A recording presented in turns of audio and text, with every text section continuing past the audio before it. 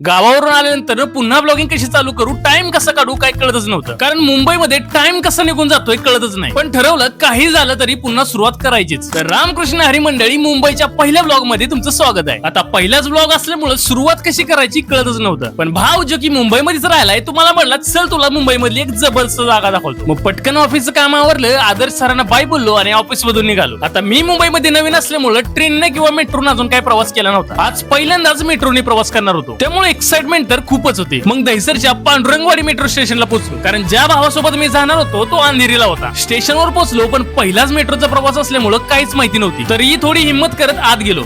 बघतोय तर काय सुंदर मेट्रो स्टेशन बनवले. असं सगळं बघत तिकीट काउंटरला पोहोचलो. आता तिकीट घेतलं, पण तिकीट सुद्धा काय साधं नाही. त्याच्यावर एक QR कोड आहे, तो स्कॅन केल्याशिवाय ना तुम्ही आतमध्ये जाऊ शकता ना बाहेर पडू शकता. त्यामुळे जर तुम्ही कधी मेट्रोने प्रवास केला तर हे तिकीट मात्र नीट जपून ठेवा. असो, थोड्याच वेळात मेट्रो आली आणि मी निघालो शेवटच्या स्टॉपला म्हणजे गोंदिवलीला. हा माझा मेट्रोचा पहिलाच प्रवास होता, पण शेवटचा स्टॉप कधी आला कळालंच नाही, एवढं भारी वाटत होतं. आता इथून पुढचं स्टेशन म्हणजे अंधेरी, त्यासाठी मला पुन्हा तिकीट काढावं लागलं. मग आता गोंदिवलीवरून अंधेरीला पोहोचलो. मग मेट्रो स्टेशन मधून बाहेर पडलो आणि लोकल ट्रेनच्या प्लॅटफॉर्मला पोहोचलो आणि तिथं मला फायनली भाव भेटला. आता इथून पुढचा प्रवास लय खतरनाक होणार होता, कारण आम्ही आता मुंबईच्या लोकल ट्रेनने प्रवास करणार होतो. आणि खरंच सांगतो, मुंबईची लोकल म्हणजे लय खतरनाक विषय.